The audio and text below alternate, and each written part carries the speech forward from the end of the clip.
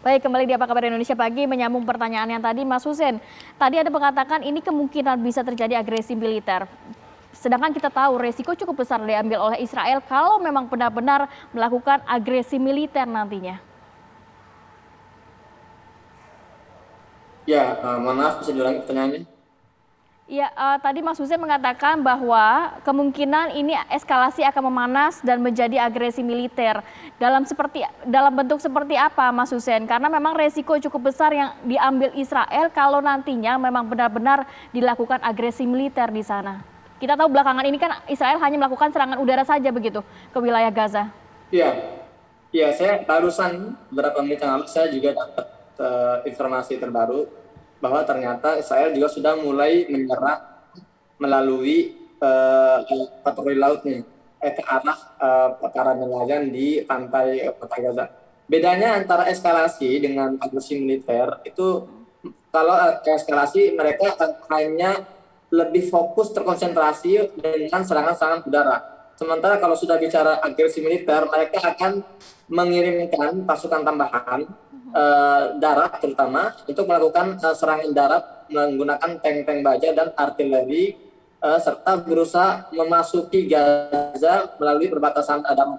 Ini sudah dilakukan sejak 2014 lalu, namun para pejuang Palestina di Gaza masih sanggup mempertahankan Gaza sehingga beberapa kali berhasil memukul mundur pasukan darat Zionis Israel yang berusaha masuk ke Gaza. Mas Hussein, balik lagi. Kalau Mas Hussein dan warga Palestina tadi sewaktu-waktu berpotensi saja menjadi target serangan. Nah, dengan perkembangan beberapa waktu terakhir ini, apa saja sih yang diinstruksikan oleh otoritas yang ada di Gaza kepada warga di sana? Ya, otoritas warga Palestina di Gaza ini tidak bisa berbuat banyak. Mereka hanya bisa memberikan instruksi aja, instruksi kepada warga sekitar untuk tidak banyak berkeliaran, misalnya tetap di rumah karena resiko yang sangat tinggi untuk berada di luar dan mereka tidak bisa memberikan jaminan keamanan tentunya karena memang ya dan warga Gaza sendiri pun sudah terbiasa menghadapi momen-momen seperti ini bukan pertama kali. Saya sendiri sudah merasakan mungkin 4 kali agresi militer ya, di Gaza ini dan kalau melihat mentalitas warga Gaza ini sudah biasa dan mereka sudah selalu berhasil melewati masa-masa seperti ini.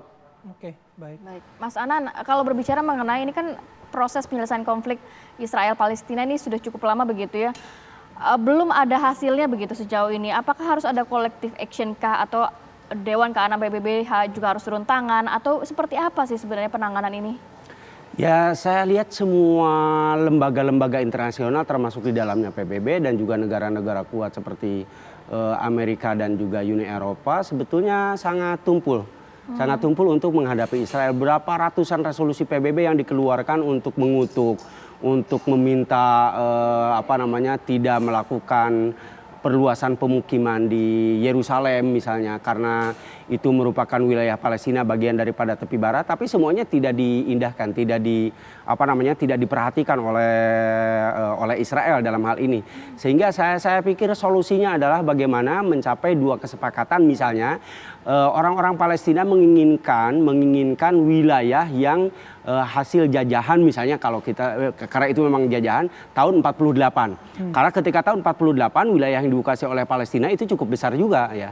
Lalu perang kedua tahun 67 itulah yang bisa dikatakan menguasai hampir keseluruhan kecuali wilayah jalur Gaza yang memang masih 100%. Nah, sisanya adalah dengan tepi barat, tapi tepi barat pun sekarang sekali lagi banyak wilayah-wilayah termasuk di salah satunya ini adalah Sheikh Jarrah itu wilayah Yerusalem itu juga diambil, termasuk salah satunya adalah pengumuman resmi yang dilakukan oleh pemerintahan Israel dalam hal ini yang menyebutkan bahwa ibu kota resmi Israel pindah dari Tel Aviv ke Yerusalem. Hal ini akan memperumit yang dikatakan tadi oleh Mbak tadi, ingin ada solusi dua negara atau solusi perdamaian seperti apa. Ini akan sangat sulit karena Israel ingin mengambil seluruhnya tanpa kecuali, termasuk ke wilayah-wilayah yang dikuasai oleh oleh Palestina, termasuk tepi barat, termasuk Yerusalem, termasuk jalur Gaza. Sehingga saya pikir kalau dalam hal ini, kalau Israel masih mendapat backup yang sangat kuat dari Amerika Serikat, dari negara-negara Uni Eropa dengan